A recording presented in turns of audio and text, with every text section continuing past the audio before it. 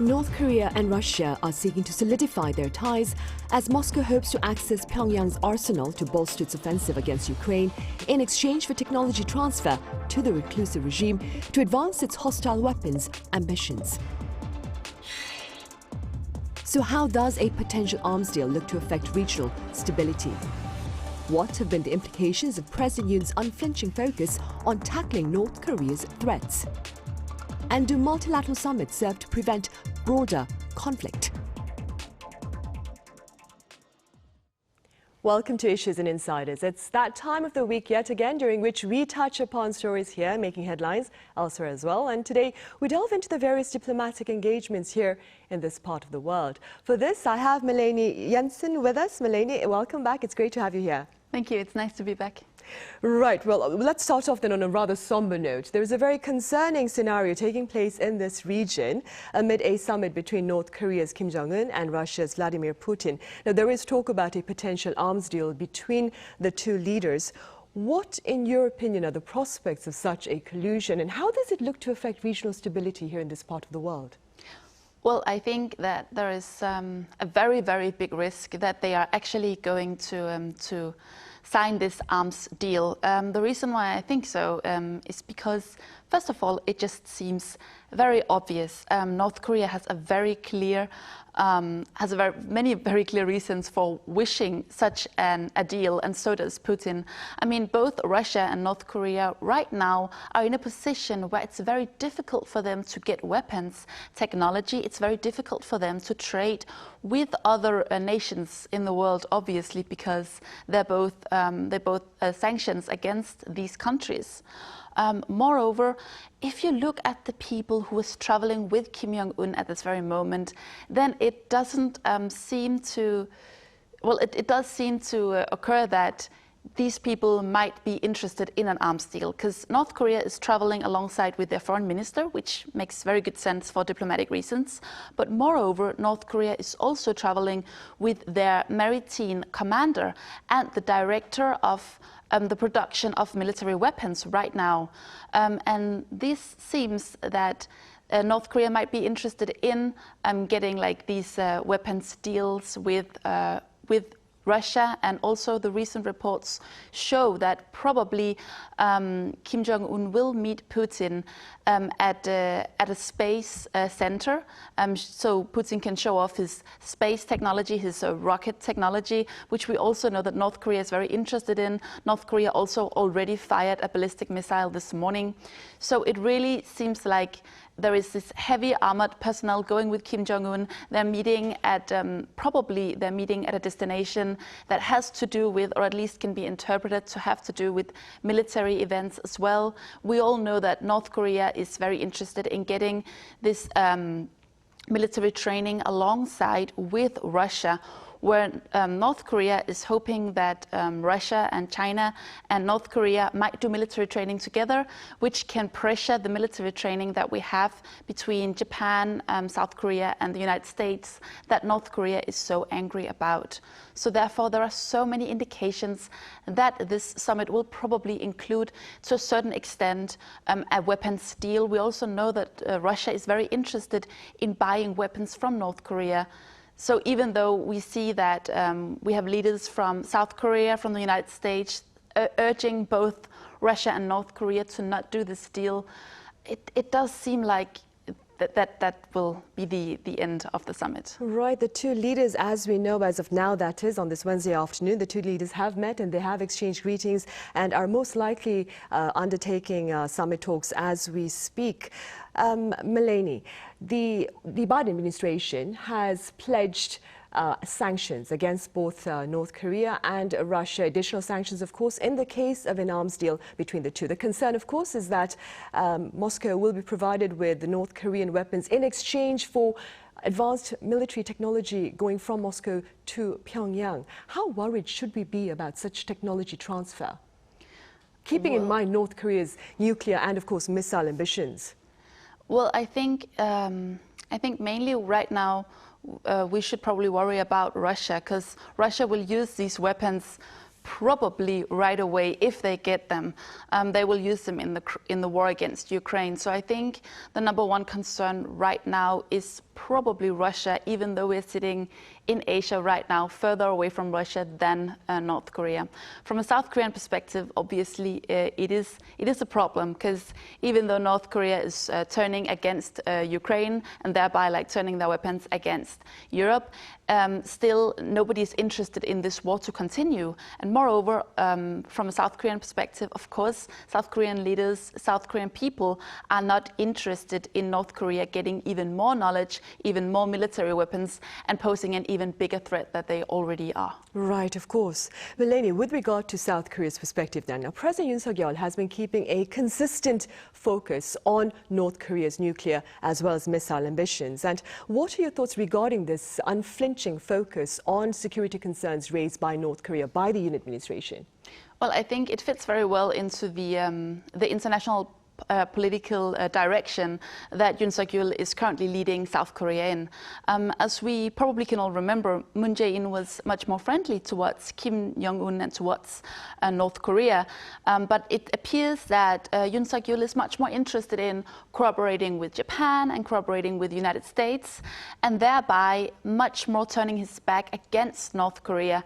And I think, well, and this is just my personal opinion, it might not be the best idea for Yoon Suk-yeol to continue having this hard stance towards North Korea, because we all know that North Korea, well, they need help. Their population is lacking a lot behind the population in South Korea in terms of living standards, in terms of access to information, well, food, shelter. So I think it might be more in South Korea's interests to a better degree help North Korea and maybe cooperate with North Korea, because in that way South Korea will not be seen as that big of a threat compared to Yoon Suk-yeol making these these demands of North Korea, coming with these comments, well, making North Korea more of a demon country than he might have to do. Right, I see. Meanwhile, moving forward, Malene, despite the differences shared among nations at global gatherings, and of course the lack of a proper concrete solution with regard to the global conflicts that we face at the moment, pundits claim that such global gatherings are essential in ensuring that conflicts do not become broader or more severe. Do you agree? Yes, I agree with that. I think that, as we see right now with the G20 summit, even though it wasn't really possible to agree a lot, at least, on anything like, it's not really possible to come with any stern critics of global warming or the war against Ukraine. But even so, it is a signal sending populations in the entire world that world leaders, even though they have different values, they have different politics, they have different ideas of the world, they can still meet up, they can still agree to certain things, come with just a little bit of a conclusion and a direction to lead the world. And I think that is essential, both as a symbolic way, as an image for the public, but I also think it's important because it shows that even though we are at war, even though there are so many different ideas of how to govern the world, how to treat people, how to lead the world, then it's so important that we can still at least make a few things and find a few things that we agree upon. Right, indeed. You spoke about the war, Malene. There was a flurry of diplomatic engagements last week over in Indonesia and in India under the frameworks of the ASEAN and the G20, respectively. Now, there has been a bit of mixed reaction with regard to the Delhi Declaration, regarding especially the response to Russia's invasion of Ukraine. Do you care to elaborate a bit on that? Well, yes, I think a lot of nations, especially in Europe, are very concerned that the declaration could not be more against the war, not more anti-Russia and anti the invasion of Ukraine. I think a lot of people, especially in Europe, had hoped, because we Europeans, as I say as a fellow European, Europeans are fighting and they are seeing what happens in Ukraine, what happens in Europe, how Europe is being torn apart in so many ways, economically, and value-wise. We see like the rise of even more conspiracy theories. So of course, I think many people had hoped that there would be a more stern and a more, well, that people could agree more that you cannot just invade another country, right? I think a lot of people had hoped to see that, but sadly it did not turn out that way. But I still think that it, just the fact that there came a declaration, it kind of made a message that at least there are some things we can agree upon. We can agree upon invading another country is not the right thing to do. So I think we made a little bit of progress, even though a lot of people had hoped that it would be more progress. Though it does make sense that there will not be more progress because, well, Russia, even though Putin didn't participate, Russia did send someone to participate in the G20 meeting. And of course, there is no way Russia can condemn themselves. Right, and in the meantime, then you believe a statement at least is better than no statement at all. Malene, Brazil, it's poised to host next year's G20 summit, which I believe will probably become the G21 as the African Union has joined this particular gathering. What are the prospects, in your opinion, of a more stern statement against Russia's invasion of Ukraine in next year's gathering in Brazil? Well, I think we can probably not expect that. Then at least there should be some major change the next year where Putin is thrown out as a president, where we will get a new government, where we will get a Russian government that is actually against the war, which I think we can probably not expect. Of course, there might be some kind of events. Maybe Russia will lose the war. Maybe Russia will be kicked out of G20. I don't know if that's even possible. I'm not sure if you can do that. But anyway, I think as long as Russia has a seat in G20, and also we see other nations that are not as interested and as much against the war in Ukraine as, for example, the European nation is. So I think as long as we have those leaders, as long as we have Russia has a seat in G20, there is a very, very small chance that we will get a more stern statement on that, just as there is a small chance that we will get a stern statement against climate change, against burning of fossil fuels, against, well, basically anything, because we have so many leaders from so many countries meeting and they all have a different perspective. Right, indeed. And Malene, this is yet another impromptu question, but I was wondering whether Russia's invasion of Ukraine, Russia's aggressions there, have somehow changed or shifted interest in defense matters with regarding to your home country, Denmark? Oh, it definitely has. In Denmark, for a very long time, we actually cut in the budget in the military, and we did not consider defense and military such a great matter because everyone was saying, oh, there will be no war. If there is war, it's way out of Europe. It's far, far away from Denmark. So when the war actually broke out, it was a shock. It was really a shock to Denmark, to Danish politicians. Actually, we even did the thing which has angered many Danish people. We removed a holiday in May. Every May, like May 1st, we had a holiday in Denmark, and it has now been taken away from us. And a lot of people are very angry about that. But the government used the reasoning that we need the money, we need people to work, because this holiday will generate more money for the military so we can actually defend ourselves.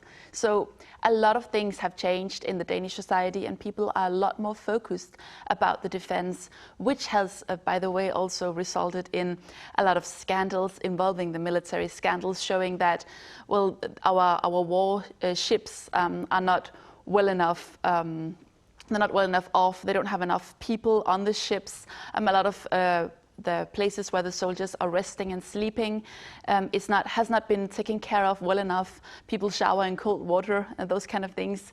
So yeah, it has definitely shifted views in Denmark, and I think in many other European countries as well. Right, so it has become an issue of much interest, of course. And Malene, what do you suppose are the broader implications of strategic ambiguity by countries like, if I may, India and Brazil with regard to geopolitical tensions? How does this stance affect ways to seek a solution to tensions among superpowers? Well, I think it's difficult because for many, many years, the world was more or less, ruled by the principles of democracy, ruled with a very stern hand by European nations, by the United States. But now this, as the war in Ukraine has shown, but also as China and the rise of China and the rise of India has shown us, the West can no longer rule the world and decide what kind of values are desirable, where the world should go. And I think very slowly Europeans and very slowly Americans are getting used to this new political environment where the truth as we used to believe it might not be the truth at all. And the way we wanted the world to be will no longer be like this, because a lot of powers have arisen and a lot of other countries with other ideas and other values are suddenly pushing the world agenda. Right, indeed. Against that backdrop, though, the Union administration, for its part, has been very clear about its security interests, about the need to forge stronger security ties with neighboring Japan as well as the US, against, of course, North Korea's hostile ambitions. It's also, the Union administration is seeking, however, to promote its trade ties with neighboring China and other regional powers. How plausible, Malene, is such a two-track policy in terms of foreign diplomacy, do you think? Well, in my opinion, trade is trade and diplomacy is diplomacy. If you look at it, the United States are trading more with China than they're trading with the European Union. The European Union is trading more with China than they're trading with the United States. So that shows that, well, we can agree with each other, but we might not trade as much with each other. Because when you look at it, obviously the European Union's values, diplomacy, democracy, interests are much more aligned with the United States and the other way around than with China. But I still think that consumers would rather buy, well, cheaper products than they will buy the expensive products from the people that we agree with. Right, I see. And keeping that in mind, Malene, an interesting fact is most of the global gatherings that we do have, such as the G20 and the ASEAN, they're based on the economy. Do you believe such collective interest in the economy may serve to be a platform of some kind of unity for world members, as it is right now? Do you mean that the countries will find more ground to perhaps agree? Yes. Despite the diplomatic differences or security differences, because of their interest in the economy? Yes. Well, as we have seen, the German international policy in many years has been exchanging ideas along with trade. I think they have a proverb for that as well in German. So yes, I do believe so. But I think also that these past years, because we have seen nations grow really big, really powerful, really rich, harboring other ideas than democracy, that also shows that, at least for some countries, democracy might not be the best way to make wealth, money connections. So I think yes and no. I think it was easier some decades back. It was easier to trade democracy along with vegetables, but I don't think it's as easy anymore, because it's very simple. A lot of countries can look to, well, for example, China or, for example, Russia, and see how they're doing and how that they have risen to big powers economically as well. And then they can see that maybe you don't need democracy, you don't need liberty of speech, you don't need Western values to become a big global power. Right, that is one perspective then. Malene, President Yoon Suk-yeol has been pledging to take on a greater role in global affairs, one that reflects Korea's competitive standing in the global economic arena. Do you believe his latest diplomatic agenda in Indonesia and, of course, in India has served this particular pledge of Korea playing a more leading role in global affairs? Well, I do think he has definitely made some progress. We have seen that he has made other countries in Indonesia, for example, in the ASEAN meeting, in the ASEAN summit, he has made them take a stance against North Korea, which I think was quite a success for him. And I think he has definitely been able to promote South Korea around in the world.